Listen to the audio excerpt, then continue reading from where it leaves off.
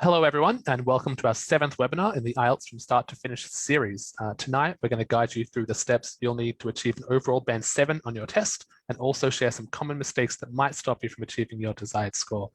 Tonight with us, we have one of our foremost IELTS experts, Teena Hartnett, who will be walking you through the masterclass and then answering questions for 15 minutes at the conclusion of the webinar. If this is your first webinar, make sure to ask questions in the Zoom chat if you're tuning in there, or in the comments on Facebook if that is where you're watching. As always, this video will be available at the conclusion of the webinar on our Facebook page. Teena, without further ado, I'm happy to hand over to you. Welcome. Thank you, Sam. Thanks very much. Good evening, everyone. I welcome you to our IELTS Band Score, our masterclass, which is going to talk to you tonight about how to score 7 and above. And as Sam mentioned, I'm going to give you some practical tips on hopefully mistakes you can avoid making during the test. I'll also talk to you about how you'll be scored and some costly mistakes that you can avoid making. So this masterclass will focus on the skills of reading, writing, speaking, and listening. So we've got a really full presentation coming up in the next hour, so please hold your questions until the end. Now, in part of your preparation, you need to be deciding which IELTS test you're going to take, the academic or the general training module. The only two differences between those modules is the writing and the reading test. So let's get into it, and we'll start by having a look at the reading test, and we'll see what the masterclass advice is for this part of the test. If you do the academic test, it runs for 60 minutes. There are 3 sections to the test, and you have to answer 40 questions. Now, all of the materials used in the IELTS test are originally designed for a non-specialist audience and are of general interest. So that means you don't have to have any specialist knowledge or training to do well in the test. At least one of the reading passages contains detailed logical argument.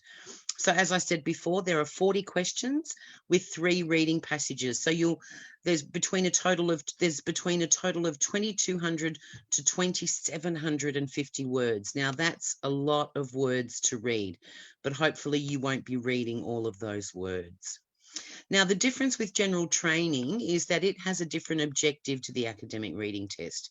Its objective is to test language in a workplace or a work training context. So, for example, applying for a job, using workplace facilities or staff development, but still 3 sections and 40 questions to answer. And again, the same amount of words or similar amount of words to the academic test. Now, hopefully, when you do the test, as I said before, you won't be reading all of the reading passages. There'll be no need to. And what you need to do in your preparation is familiarize yourself with the range of question types that are used both in the academic and the general training. Now, these range of questions ensure that candidates are being tested on a variety of skills. And these skills can be categorized by the 3 terms: skimming, scanning, and reading for detail.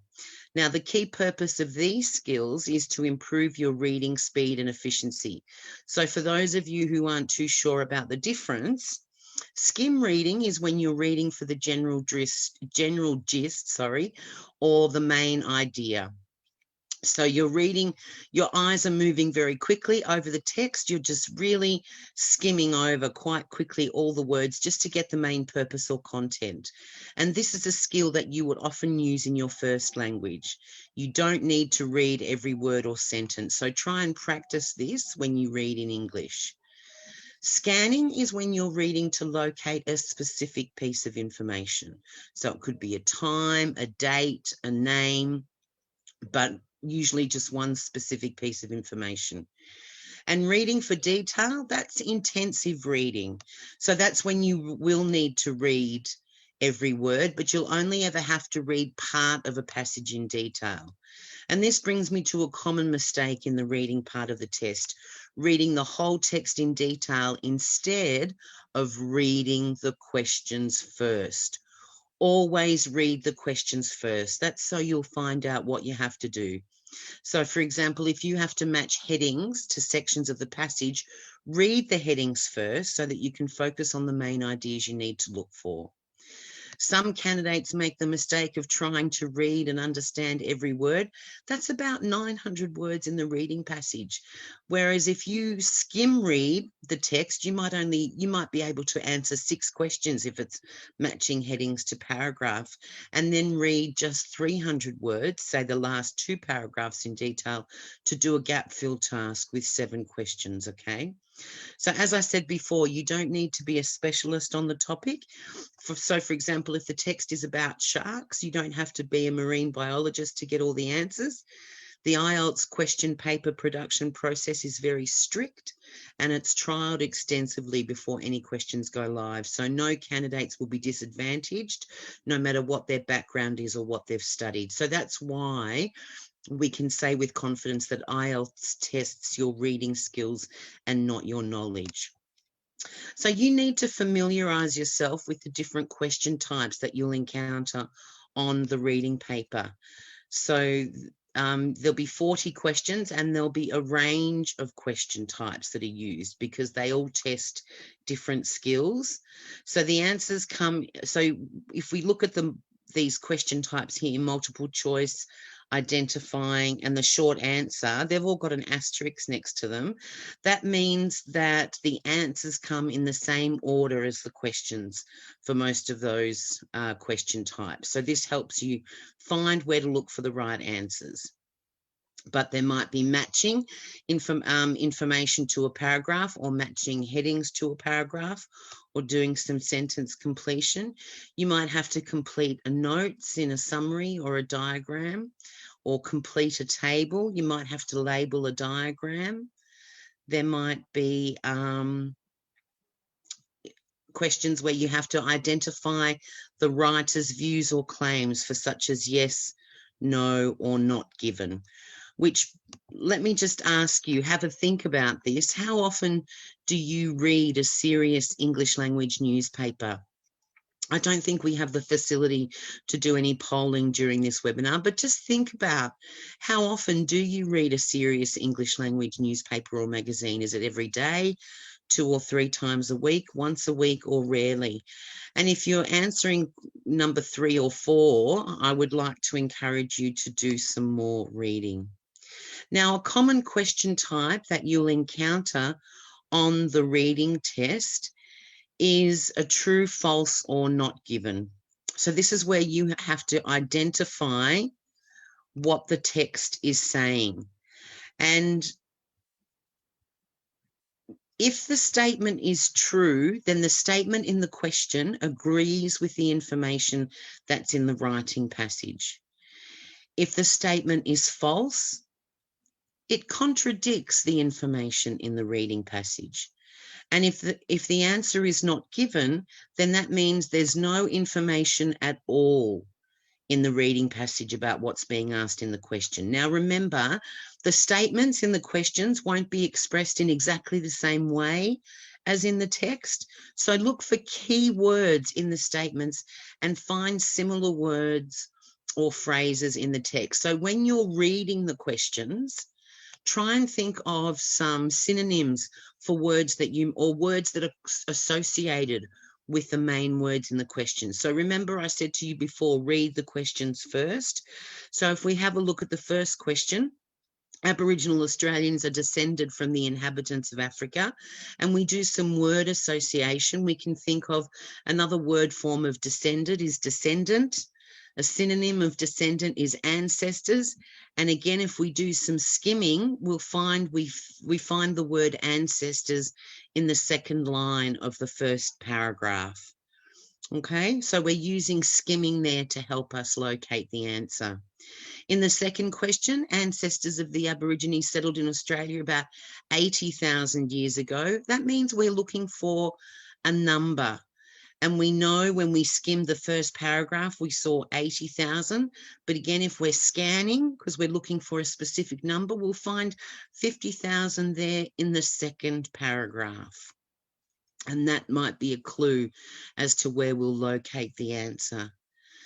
And the third question, Aboriginal Australians are the most genetically diverse race in the world. Again, if we're doing some scanning, we can see the words genetic diversity at the end of the second paragraph, and we see genetic diversity again in the third paragraph. So that's why it's helpful to read the questions first. So if we have a look at question number 1, Aboriginal Australians are descended from the inhabitants of Africa, we can see that the answer is true. It tells us there in that first paragraph, in the first 2 lines, which we would have skimmed when we did our skimming at the beginning. The second question is false because they arrived over 50,000 years ago. And we find that answer in the second paragraph, which again, when we did our scanning before, we would have known where to locate that. Now, the reading for detail for the true, false, not given type questions occurred in the third paragraph. And there's no information given about whether Aboriginal Australians are the most genetically diverse race in the world. It's talking about them being genetically diverse in Australia, but not the world. So there's no information given about that at all. So you can see how important it is to read the questions first and also get an idea of how you don't need to read every word in the text to find the answers. So always look for synonyms and be thinking of synonyms and of the main words in the questions when you're reading the questions first, and look for distractions. In that third paragraph, they talked about being culturally diverse, but it's not the same as being genetically diverse. So there was a little trick there just to try and get you thinking along a different track. So be aware of that. Now, my masterclass advice is always start by reading the questions and then decide which reading skill is being tested. Do I need to skim? Do I need to scan or read for detail? And only then go to the reading passage. When you are reading, don't be put off by any questions you don't know the meaning of at first. You can try to work out their meaning from the context and the surrounding words. I also recommend that you read any headings, titles, or subtitles first, and look out for footnotes with definitions of any technical terms. So this could be in the form of labeled illustrations. So for example, if there was a reading passage on hieroglyphics, talking about early writing systems, there could be a labeled diagram to show you. Now, if you're doing the paper-based test, you must write your answers directly onto the answer sheet. Okay, because when you do the reading test on the paper-based reading test, you're given a reading test booklet and an answer sheet. So write your answers directly on the answer sheet. You're not given any extra time to copy your answers across. So make sure to answer them directly on the answer sheet. And if you're doing the computer-based test, you'll be entering your answers in on the screen as you go.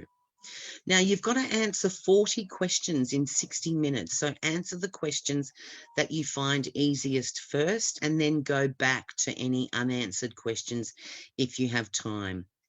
Never, ever leave a blank answer on the answer sheet. It's always better to guess.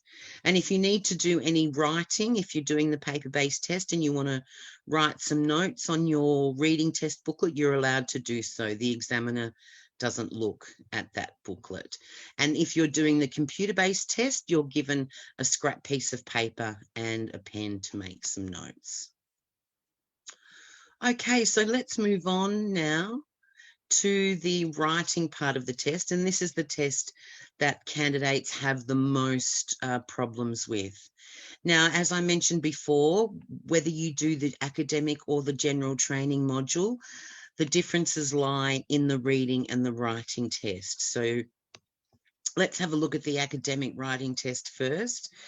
You've got task 1, which is an information transfer task. So you're given information in a graph or a diagram, and you have to transfer that information in the text. And task 2 is an essay. In the general training module, you have to write a letter in task 1, and you have to write an essay in task 2, giving your opinion. Now, I stress that, giving your opinion, because that's the English language skill you're being tested on in both modules, academic and general training. In writing that essay, expressing your opinion is the language skill that the examiners are testing you on. So how you'll be scored. Now, if you have access to the IELTSessentials.com website, you'll find on that website the public version of the band descriptors, and there are 4 columns. There are 9 rows representing each band score, and there are 4 columns talking about how you'll be scored. Now, each of these columns are weighted at 25%. Task achievement is for task 1 of the writing test, and that basically means how well have you answered the question.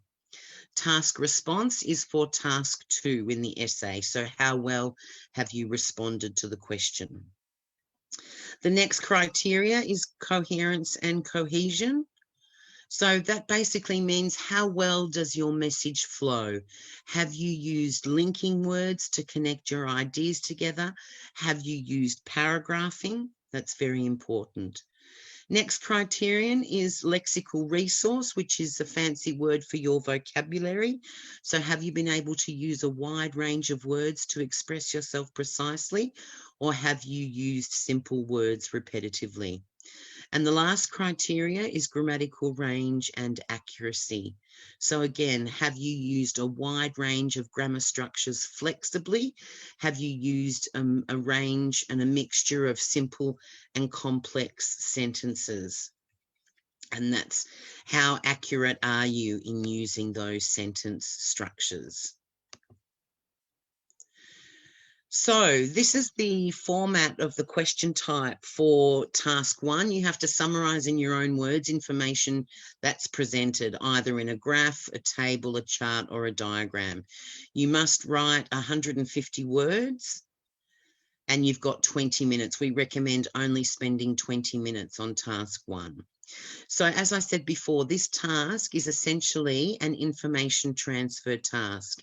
In other words, information is given to you in a visual format and you have to convert it into text. So try to imagine that you have to report on what you can see to someone you're talking to on the phone and they can't see the visual. So you have to identify the key information, the key features, and give a summary to that person. So you should only spend 20 minutes on this task because it only counts for 1/3 of the total mark. And you'll lose marks if you write less than 150 words. In the computer delivered writing test, there'll be a word counter which will show you the word count for each task. So we're now going to take a look at a typical academic task 1. So this one is asking you to compare 2 related graphs, a bar chart and a line graph describing the number of Japanese tourists traveling to Australia in a 10-year period.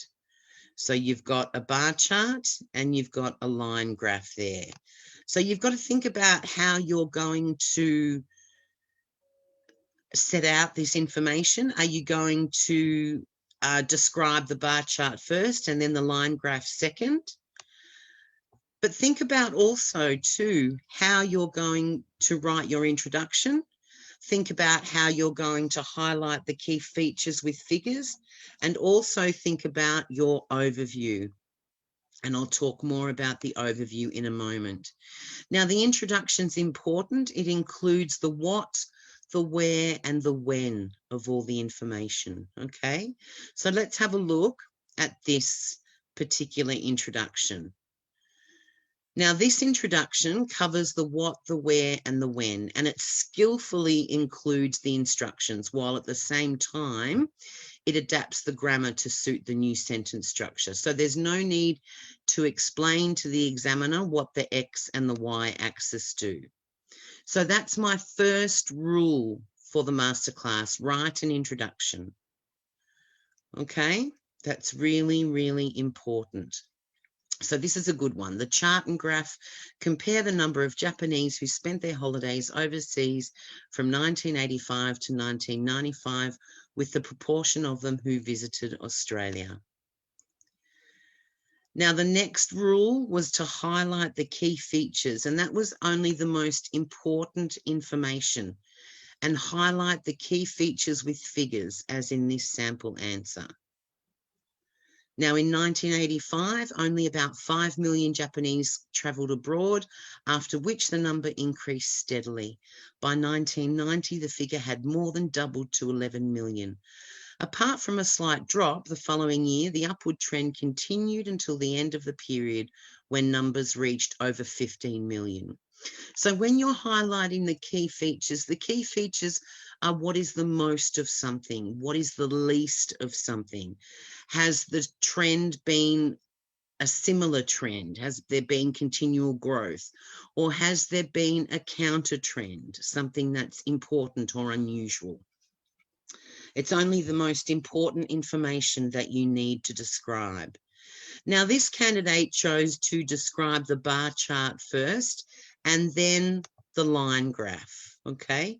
So while this is the line graph that's being described, while Australia was the destination for under 2% of Japanese tourists in 1985, that percentage had risen to over 6% by 1994. The proportion grew consistently, apart from a slight fall in 1990, 4.5% to 4%. After reaching its 1994 peak, the percentage declined marginally to 6% in 1995. So again, what was the least of something? What was the most of something? There was steady, consistent growth, except for a slight fall in 1990. So think about the key features only. Please don't describe every detail in the graph. And pay attention to the units of measurement that the information's being given in. The data may be given in percentages or millions or hundreds of thousands. So pay attention to the range of units of measurement, because if you get that wrong, you'll lose marks. Now, if you do have access to the band descriptors, you'll be able to see that if you don't include figures to highlight the key features, you'll only score a band 5 on that task achievement column. Because IELTS considers being able to use data to support key features a key writing skill, and that's what you're being tested on. You need to show that you're able to back up your facts with evidence.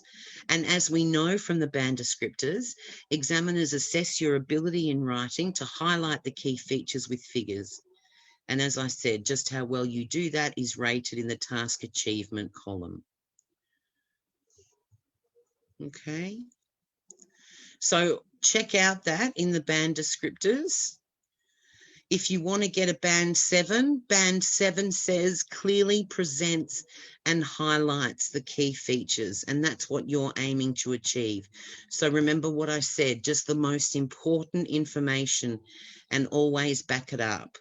You'll only achieve a band 6 if you present and highlight the key features. You've got to clearly present and highlight the key features to achieve that band 7. So to recap, you've got to start with an introduction. You've got to highlight the key features with data. And my third rule is write an overview. Now, an overview is the most important message, usually written in just one sentence. It might be just after the introduction or in the conclusion, as in this example. It doesn't matter where it appears in your report, but it must be there. So here's an example of an overview. Overall, despite the relatively small proportion of Japanese tourists coming to Australia, the increase in the country's share of the Japanese tourist market corresponded closely with the growth in Japanese tourism overseas generally, with a trebling of both in a 10-year period. So think of the overview as the most important information in a nutshell. It's a one-sentence summary. And your skill of writing an overview is also assessed in the task achievement column. So again, if you look at those band descriptors, the highest score for task achievement you can get if you don't include an overview is a band 5, where it says recounts detail mechanically with no clear overview. If you're aiming for a band 7 says presents a clear overview. Okay. So the difference, and in band 6 it says presents an overview, but your overview to achieve a band 7 will be much clearer than an overview in a band 6, okay? And that's what you're all aiming for, I know, is your band 7. Now, the examiners can read how many words you've written, so please make sure you write at least 150 words. Make sure that you've made effective comparisons. The task instructions say make comparisons where relevant. So this still applies to stages of a process, and please make sure you look at some process type of questions in your preparation. So for example, if we've seen a diagram of some brick manufacturing where the bricks are placed at higher temperatures or left for longer periods of time, that's something that you might be able to compare in those different stages of manufacturing. Now, you must, of course, use the right text type or format for your answer. Academic task 1 must be written as a factual report, not as a letter or a lecture, okay? And remember, your answer must be written in connected text. So you'll lose marks if you write in note form or if you use bullet points or dot points or numbered lists. And then remember, you've only got 20 minutes on this task. So see if you can leave yourself a little bit of time, a minute or so, to check for mistakes in grammar or spelling and be consistent in your use of verb tenses. So the common mistakes that people make, remember, the task tells you to summarize the information by reporting the main features. Now, this task is designed to be completed in 150 words or so. So if you write 200 words or more, please don't think the more you write, the better you'll do. If you've written more than 200 words, then you probably haven't been selective enough and you've included too much detail.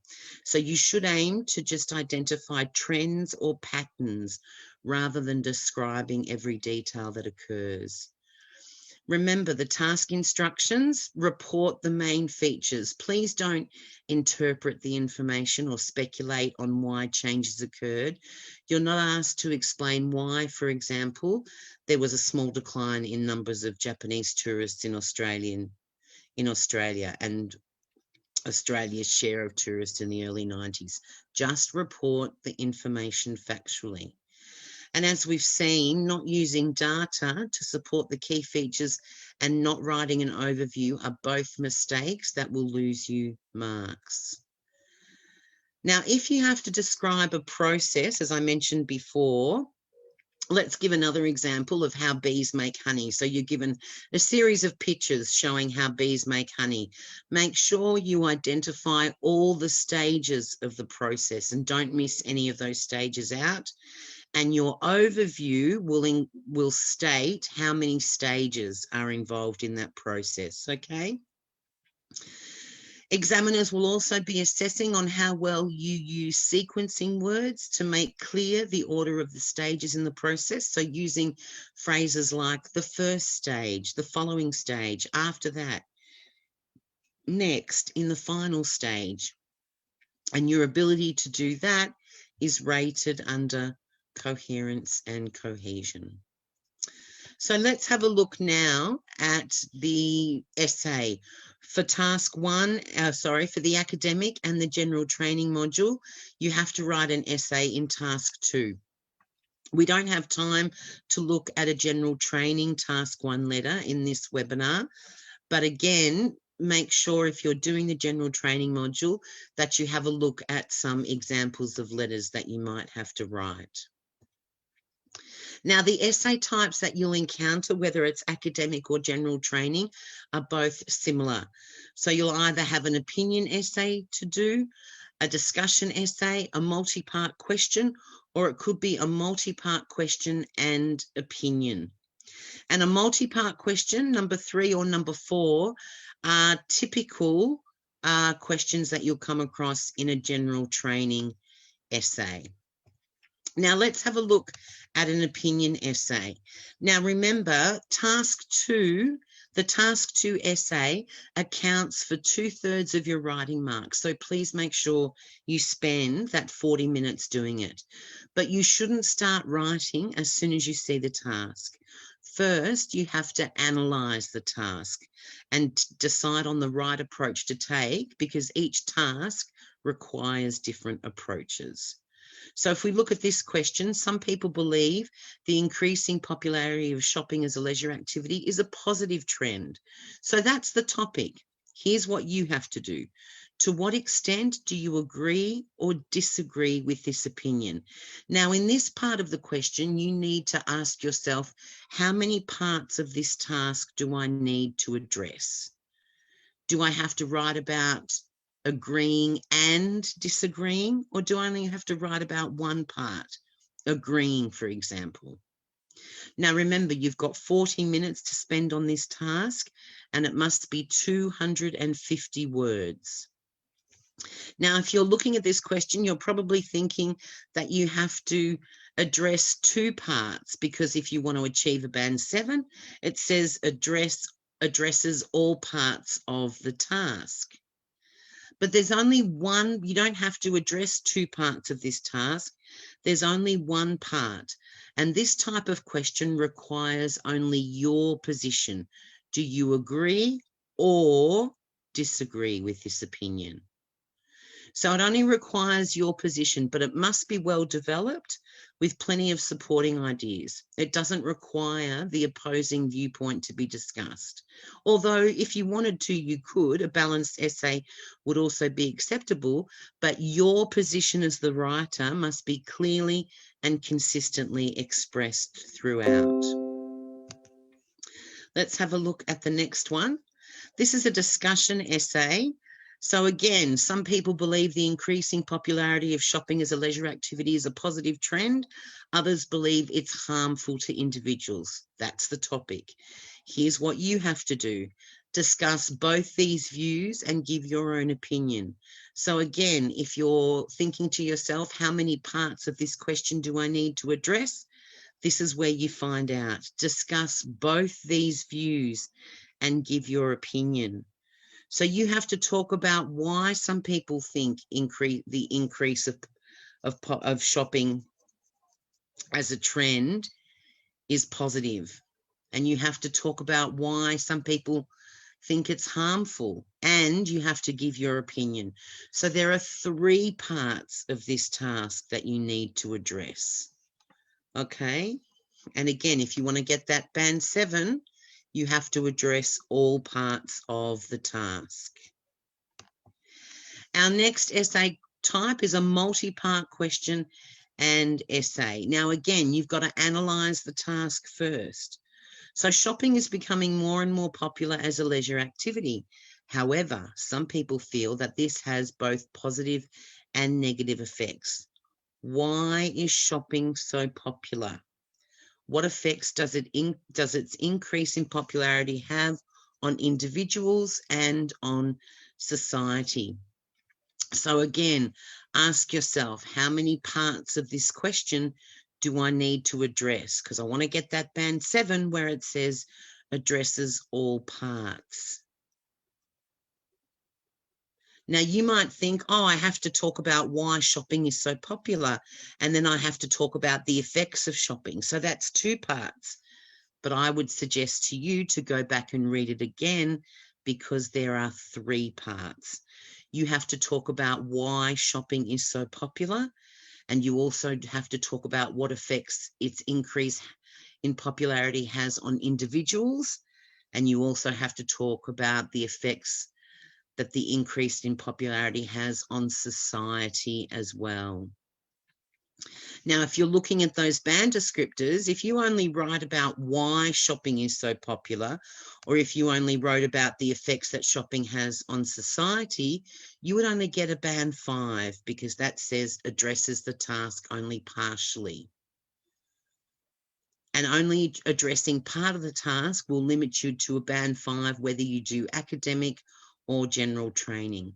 So please spend that important time at the beginning analysing the tasks and making sure you're really clear on how many parts you have to write about. And our last question type, the multi-part essay and opinion. Remember, analyse the task and decide on the approach. How many parts are there to this question? There are problems with the increasing popularity of shopping as a leisure activity. What form do these problems take? Do the problems outweigh the benefits of shopping as a leisure activity? Now, remember, there's a plural form in this question. What form do these problems take? Now, that doesn't mean you have to come up with a list of problems. Just make sure it's more than one. So write about a minimum of 2 problems. And then you only have to write about whether those problems outweigh the benefits. You only have to write about 2 of those. So you're going to have to describe any problems that are associated with the increasing popularity of shopping as a leisure activity and an opinion about whether the problems outweigh the benefits. Okay. Now, the question kind of implies that both problems and benefits should be discussed. But to get Band 7, candidates must cover both parts, and you must focus on shopping as a leisure activity. So come up with a couple of problems and then talk about if those problems outweigh the benefits. Okay, so you can see that a different approach is needed from the previous task. Now, let me summarize the masterclass advice to you, highlighting the writing skills that the examiners are looking for and emphasizing the common mistakes I want you to avoid in this part of the test. Remember to allocate your time and spend 40 minutes on task 2 because it's worth more than task 1. Okay, it's worth twice as much as task 1. You'll always be asked to present your point of view or a point of view. That's the writing skill you're being tested on in task 2. So decide on your position and express your view clearly. Organize your ideas into paragraphs. So you should have a paragraph for your introduction, 2 or 3 paragraphs for the body, and another paragraph for the conclusion. That's really important. And try to use a range of vocab and grammatical structures. Always, and I said this a lot before, just analyze the content. It's really, really important. And use paragraphing and linking words to join your ideas together. Paragraphing is so important in that coherence and cohesion column. If you don't use any paragraphs, you'll only get a band 5, where it says may not use paragraphs or paragraphing may be inadequate. Okay, don't write in note form. Don't use headings or bullet points or numbered lists. Remember, it's an essay, so you've got to use connected text. And try to leave yourself enough time at the end to check your work carefully. Now let's have a look at the speaking test. The speaking test is the same for both the academic and the general training module.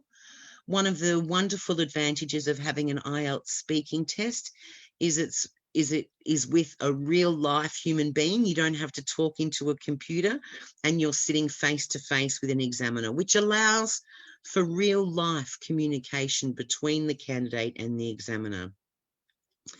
Now, in the different parts of the test, examiners are listening for different language skills. So in part 1, the examiner is listening for your ability to talk about yourself, to talk about your likes and your dislikes. And it's always important to be able to answer the question why. The examiner will ask you why a lot. especially when you're discussing what you like and dislike. So be prepared to give supporting reasons for your answer.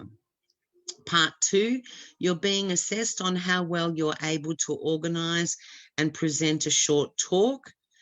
And part 3 is your ability to participate in a two-way discussion. Now, examiners must keep timing in each part of the test because it is, after all, a standardised test. So to make sure that it's fair across the board for everyone, sometimes the examiner, especially if you're on a roll and you've got a lot to talk about, which is a great thing, but time permits you from talking for longer, the examiner may have to stop you or interrupt you. And they'll do that by saying thank you. And please don't worry about that. If they have to say thank you to you because time has run out, it's perfectly normal. So don't worry about that at all. When you're assessed in the speaking test, the examiners match your performance to the band descriptors. So again, if you've got a copy of the public version of the band descriptors, you'll be able to have a look at the criterion for a band 7. Now, fluency, you're matched on these 4 criterion. Fluency and coherence is how far you can maintain a flow of speech. So that means how well can you talk without pausing for too long or hesitating or giving a false start. Also, how well do you use connecting words and signalling words to make the relationship between your ideas clear. Lexical resource is the range and accuracy of your vocabulary, so whether you can express yourself precisely without repeating the same words and using the correct style. Grammatical range and accuracy is the range and complexity of your grammar and how accurately you can use it. And pronunciation is how well can you use pronunciation to convey and enhance meaning. So intonation is when our words go up and down, as you're hearing my voice do as I'm speaking. How much does your accent cause strain for the listener? And all of our examiners are trained to have an international ear, and all forms of standard English are acceptable. So if you speak more American English than British English, that's fine. But you must use, or you must demonstrate that you can use a range of pronunciation features, such as rhythm and stress and intonation. Make sure you talk at an appropriate speed with a good control of individual sounds. Now we're going to listen to an example speaking test of a woman called Khush. She was a band 8, okay? But have a listen to her speaking test. This is part 3 that you'll be listening to. Now we've been talking about a well-known person who you like or admire, and I'd like to discuss with you 1 or 2 more general questions related to this. Let's consider, first of all, being in the public eye. Famous people are watched by everybody. What are the advantages and disadvantages of that? Okay, the advantages is that a lot of people watching you, so you become famous, and there are a lot of things which you can do correctly and politically right, because there is media watching you, and you can go ahead and pass the message to the media in a right way. The disadvantage is that you have to be diplomatically correct. At times, if there are certain things which are incorrect, still you have to go ahead and do that, which doesn't make sense, because there are a lot of political leaders, they are into corruption back in India, and at times, there are some things which are wrong, but they have to do it. Why do they have to do it? Because there's a lot of political pressure, and if they don't do it, the political party would not support them, and in the end, they have to resign. Do you think the media plays a role in that? What is the media's approach to reporting what famous people do? Well, media plays an important role. at times media will actually show things which are not correct, or if you see it, it looks like, yeah, he's wrong, but that's not the case. So media plays a very important role. They portray in a wrong manner at times, and sometimes they do portray in a right manner. Can anything be done about that, do you think? Not really, because in today's world, what has happened is everything is communicated by media, television, news, internet. So you just have to go ahead and probably call the media and do a meeting and answer questions to the public and give justification and reasons.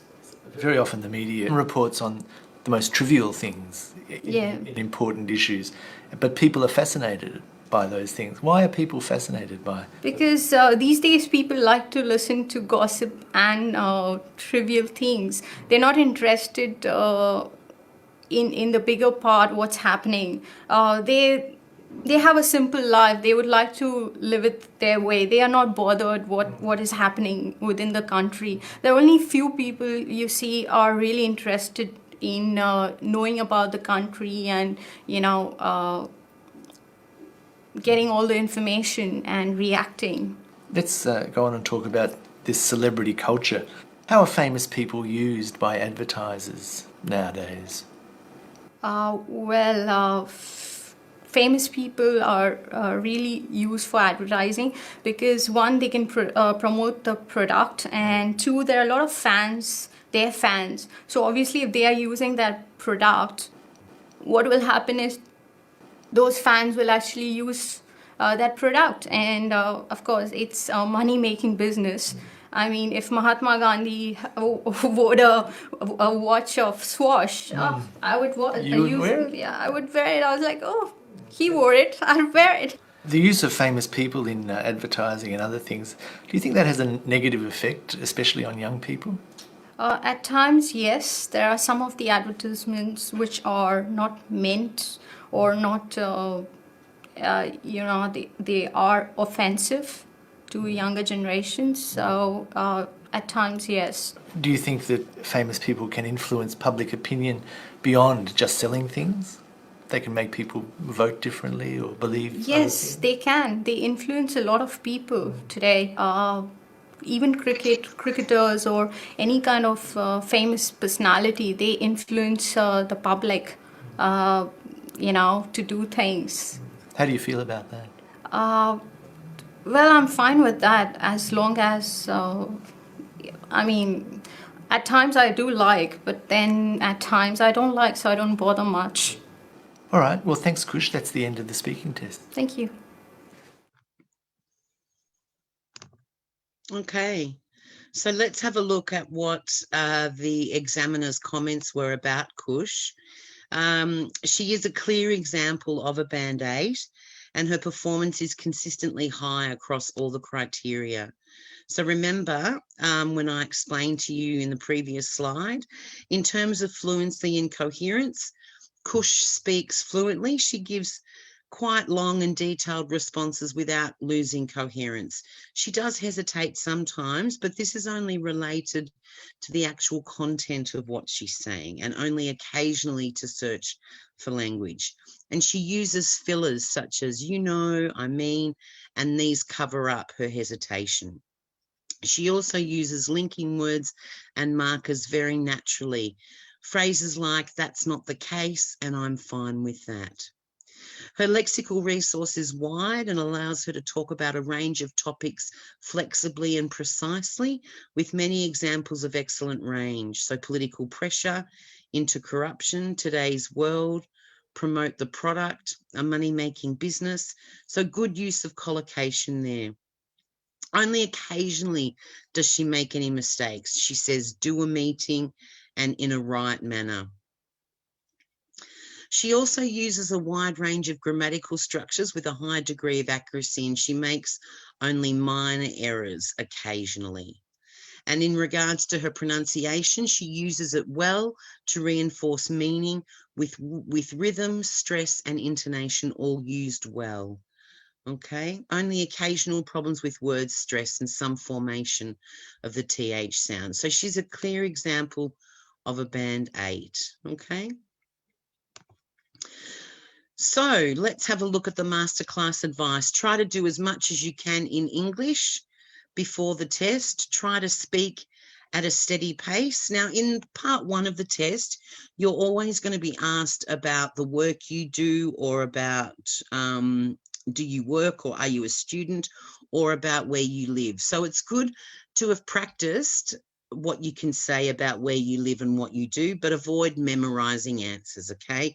They won't sound natural, and you won't get marks for language that's been memorized. Speed of delivery is also important. So a common mistake, because you'll be nervous, is to speak too quickly in the test. So just try and speak at a nice, regular pace. In part 2, you're given paper and pencil to make some notes. So write down any keywords that you can use for each point of the task card you're given. Use the 4 points to structure your 2-minute talk, and use the key vocab in your notes to help develop each point. The 4th point always asks you to explain something. So this is the one which gives you the most to talk about. Choose fillers that you think are appropriate. So instead of hesitating or going, you know, say, oh, hang on, let me think about that for a moment. Or, gee, that's a good question. I've never thought about that before. And, you know, Khush didn't allow any mistakes to stop her. If she made a mistake, she just kept going. And practice giving extended answers to questions, and always be prepared to give reasons for your answers. Like I said before, the examiner will ask you why. And the type of topics that you're given are, again, a wide range of topics. So don't worry, you'll be able to talk about the task that you're given. And always try to smile when you're doing the test, and try and relax. There'll be a digital recorder there recording the test. Just pretend that it's a mobile phone in front of you. Now, we don't have time to do a practice listening test in this webinar, but let me just quickly run through the listening test. It's the same for both the academic and the general training module. There are 4 sections in the listening test, and each section gets more difficult. This gives candidates with strong listening skills the chance to show how well they can do. Now, there are different types of questions on the listening test, just like there is in the reading test. So you might have gap fill questions, matching words to diagrams or tables or maps, or sentence completions, or short answers to open questions, or you might have to complete notes in a summary or a table, or there might be multiple choice. And if you're doing the paper-based test, you're given a listening test booklet and an answer sheet. Write your answers on the answer booklet as you go, and then you're given 10 minutes at the end of the test to transfer your answers over onto the question paper. But of course, if you're doing the computer-based test, you'll be entering your answers onto the screen as you go. So use your time. You're always given extra time at the beginning of each section to read through the questions. So use that time to read through the questions, and then you're given time to check your answers before going on to the next section. So use that time wisely. Don't waste it. If you read the questions first, then you know in advance what you have to listen for, and you're more likely to hear the right answer. When you've read the questions for the next section, again, try to think of synonyms or words that you might expect to hear. So, for example, if there's a question about climate change, think of related vocabulary that you might hear. For example, global warming, rising sea levels, and so on, and keep these in mind when you're listening. You've got to be able to multitask in the listening test. So you've got to look at more than one question at a time and try to be one step ahead. So, for example, if you're up to question 3, you need to be looking ahead to question 4. The questions on your question paper follow the order of the recording. So if you miss question 3, but hear question 4, leave question 3, go on to question 4 and then question 5. You can go back to question 3 at the end of that section if you have time, okay? As with the reading test, never leave a blank space, always try and guess your answer. And a speaker's intonation or tone of voice can indicate their attitude to something, either positive or negative. So this can also be helpful in finding the right answer. Okay, we're nearing the end of our webinar. We're approaching question time. So just make the most of your every opportunity to use English. Decide which module you're going to do, the academic or the general training. And remember, IELTS preparation courses are great if you haven't done the test before, but if you have done an IELTS preparation course and taken the test and not got the score you need, an IELTS preparation and doing another IELTS preparation course won't help you to improve because it only maximizes the English skills that you already have, okay? Getting an IELTS Band 7 represents thousands of hours of learning English and using it. So take a long-term approach, okay? And push yourself everywhere, every day, at every time. Now, this is a good slide to take a screenshot of. It's got some resources on there. The IELTS Essentials website's good, as well as IELTSIDP.com. There's also a Facebook page, which is interactive, and you can have questions answered. And there's a load of stuff on YouTube to help you as well. There is an IELTS progress check so that you can do a mock test that will give you an idea about how you're tracking. And you can select from the academic or the general training module.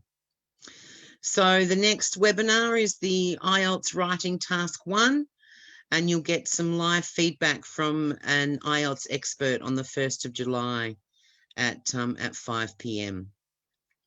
So I think we've arrived at question time. I've run a little bit over time. My apologies for that. I got a bit carried away in parts. But Sam, do you have any questions for me? We do. Again, brilliant masterclass as always, Teena. I think there's consistently so much IELTS knowledge on show. And yeah, I'm excited for you to chat some more IELTS knowledge now. But don't worry about running over time. It's all about educating the test takers, and you always do an amazing job at that. We have some questions. Are you ready to hear them? Mm-hmm. Sure am. All right. Question 1.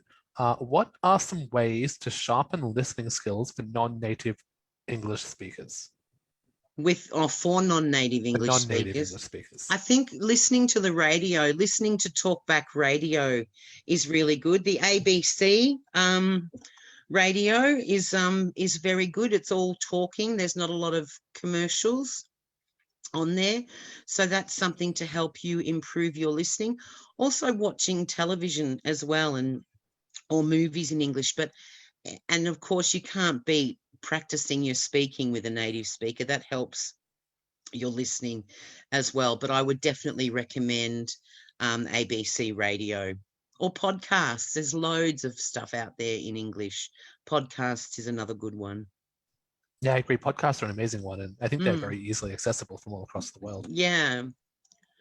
Perfect answer. Thank you. Question 2. This is, I think, a really good one. Many people suffer from stage fright or stage fear coming up to their IELTS test. How would you recommend candidates try to overcome this? Deep breathing.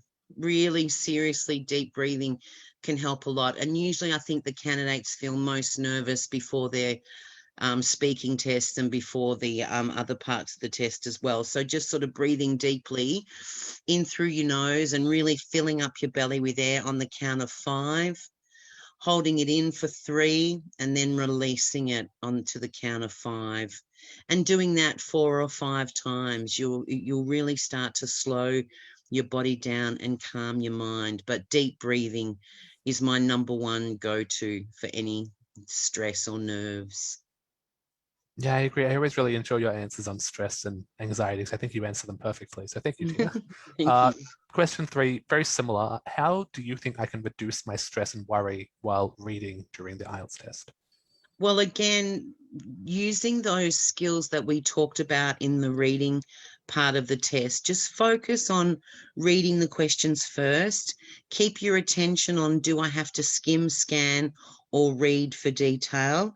And just keep those questions in your mind. And you're breathing deeply. Don't let your nervousness get the better of you. You've really got to focus a lot on the speaking test and on the reading test rather. So hopefully by just doing some deep breathing, some positive affirmations, I can do this, I've got this, I'm going to get there. And then read those questions first. Think about, do I have to skim, scan, and read for detail? You'll be too busy working through your reading test to feel nervous after the first minute or so, I'm sure. Yeah, I completely agree. Great answer. Always so insightful. Question 4. Will my score be affected if I lie about something in the speaking or writing test? For example, if I give an answer in writing part 2 that is not necessarily true, but is relevant to the question. No, you won't lose marks at all. The examiner won't know if it's true or not. And often candidates make up statistics and things to prove their point. So no, that's perfectly fine. I kind of discourage candidates from lying in the speaking test because, you know, if you're telling a lie and then the examiner asks you why, sometimes it might be hard to support your answer if it's not true to you, and that can get you into a little bit of hot water. But on the writing test, no, it's perfectly fine. I think it is good to avoid a web of lies on the speaking test. Yes. I can see that going badly. Yeah. Our final question for tonight, another really good one. When writing about a process or describing an illustration, should you use your own knowledge and experience to give extra information not required in the question? No, absolutely not. Only describe what is there. Because again, if you're going to be remember the questions are designed to be answered within 150 words. So if you're going to give extra information because you've got extra knowledge, then chances are you'll go over that 150 words and the examiner will just think, well, there's extra detail here that's not needed. So just look at the question and just answer what's in the question with the information that you're given. Amazing answer to close on. And again, amazing answers as always. I think they're always so apt and to the point and cover everything perfectly. Thank you, Sam. It's excellent. Unfortunately, that is all the questions we have time for tonight, but thank you for joining us. And we hope you learned a lot about how you can move your score a little bit closer to a Band 7.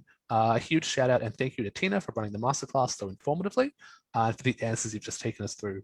And also a big thank you to the team behind the scenes making this webinar possible.